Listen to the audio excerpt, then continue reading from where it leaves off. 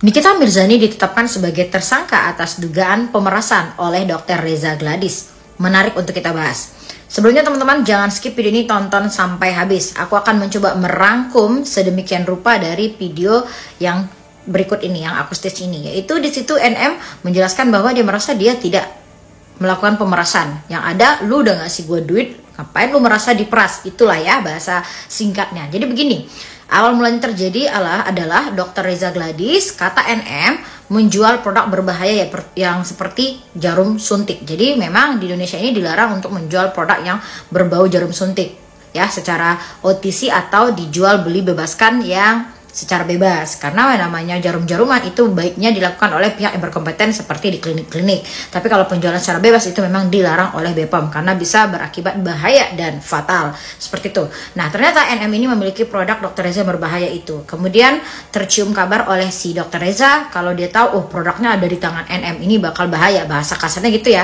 Ketakutannya nanti kalau sampai NM berkoar-koar dan nge-review itu produk, habislah ya, takutnya kredibilitasnya rusak ya, kepercayaan masyarakat, produknya nanti takutnya dibully dan orang nggak percaya lagi. Mungkin itulah akhirnya Reza memutuskan untuk melakukan pendekatan dengan NM. Berkali-kali dia mencoba bagaimana caranya untuk bersilaturahmi atau ketemu NM, mulai dari Dr. Oki ya, menghubungi Dr. Oki sampai akhirnya berujung ke si Mail, asistennya si NM.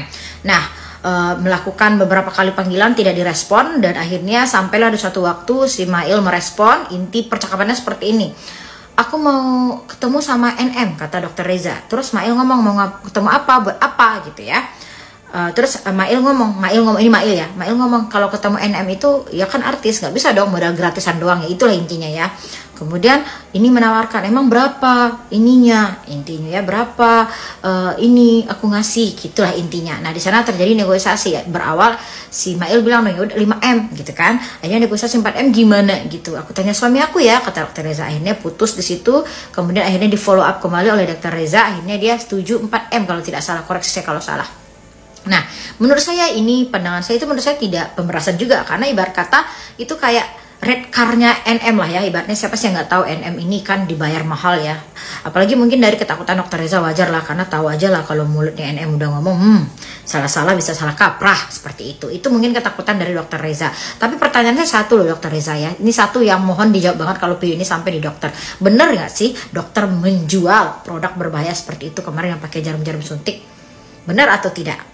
Kalau benar saya kecewa sama dokter. Harusnya kan dokter yang lebih tahu aturan regulasi BPOM bagaimana penjualan secara OTC di bagaimana. Harusnya dokter mengerti kenapa, demi apa menjual produk seperti itu. Emang kenapa, buat apa gitu. Jadi saya juga sebagai masyarakat akan mempertanyakan hal itu kenapa gitu. Nah, akhirnya kembali ke kasus pemerasan tadi. Nah, akhirnya itulah ya ujungnya. Saya nggak tahu atau memang uang itu mungkin udah diterima sama NM gitu ya. Dari itu ya, kalau dari segi itu kan ada negosiasi juga. Menurut saya itu bukan pemerasan juga, karena ibarat kata lu ngasih tahu ini red card buat tutup mulut lu, ya wajar-wajar saja karena dia artis, mungkin kan dia minta bayaran begitu, mungkin ya wajar-wajar saja, sah-sah aja sih menurut aku, selagi tidak ada ancaman. Kecuali mungkin NM ngasih tahu, Reza, gue punya produk lu nih, lu hati-hati sama gue, kalau sampai gue review produk lu bahaya buat lu kasih gue duit, kalau enggak gue sebarin produk lo, gue maunya segini. Nah, itu bisa jadi mungkin dinyatakan sebagai pemerasan. Tapi aku nggak mendengar itu, katanya kan ada rekamannya nih, aku nggak dengar. Teman-teman koreksi aku kalau salah, aku cuman merangkum dari perkataan si NM. Intinya NM ngerasa lu ngasih gue duit terus ngapain lu ngerasa diperas, itulah intinya. Bagaimana tanggapan teman-teman?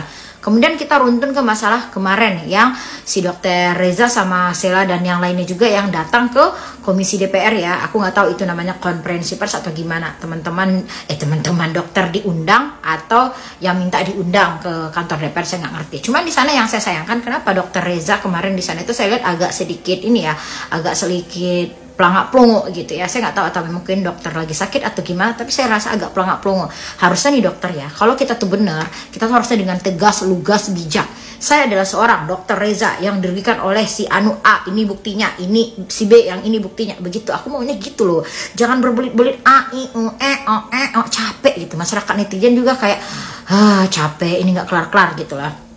Ayolah ya, Dr. Reza yuk, nanti aku harap ini ada pertemuan selanjutnya mungkin di pengadilan atau gimana. Coba Dr. Reza bener-bener lah ya, kalau memang benar-benar merasa benar, yuk tunjukkan buktinya. Jangan lagi dengan teka-teki yang 1000 teka-teki 1000 bayangan kalian yang gak jelas, itu pusing kami, serius. Pikiran kami udah banyak juga masyarakat 62 ini.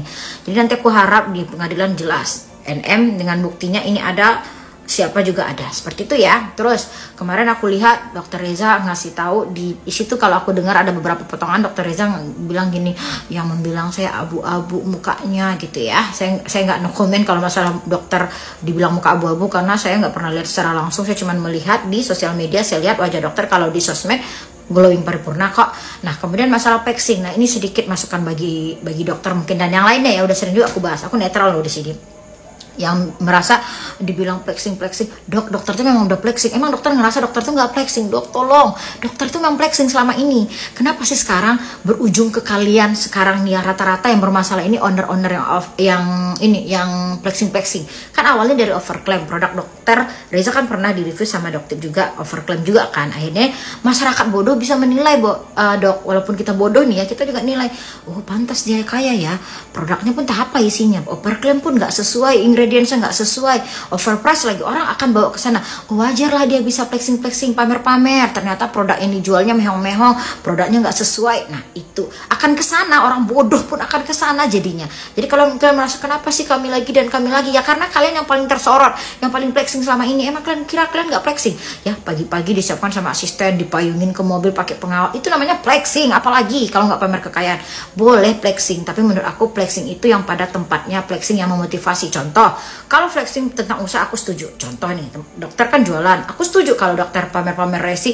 Alhamdulillah ini orderan kalian sebanyak ini teman-teman ya, yang percaya sama produk Reza itu banyak banget. Saya setuju, karena itu akan membranding produk dokter itu memang laku. Ini saya suka kalau yang flexing berbau orderan, bukti-bukti kalau memang barangnya itu laku dijual, saya setuju. Tapi kalau yang kalian flexing boneka labu pun dipamerkan, tas kremes apa kalian dipamerkan, aku ngerasa kayak ih apaan sih gitu. Apalagi kan dokter tahu netizen 62 sekarang ekonomi masyarakat nggak baik-baik aja gitu ya menurut aku.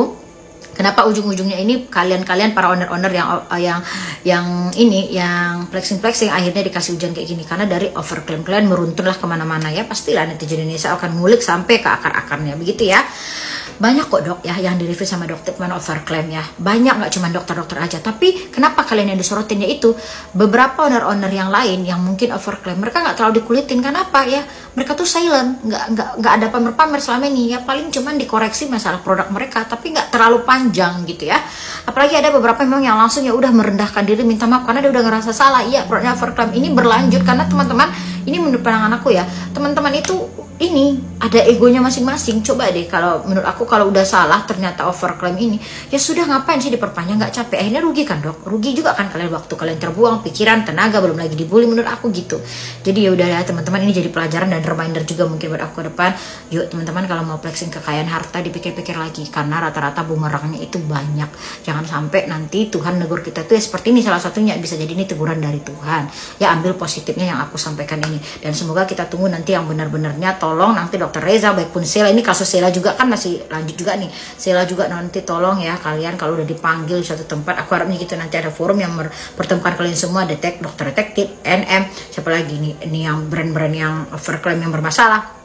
Kalian itu punya bukti yang nyata, jangan bertele-tele, kami pusing, kami pengen mana yang benar, mana yang salah biar kami tahu.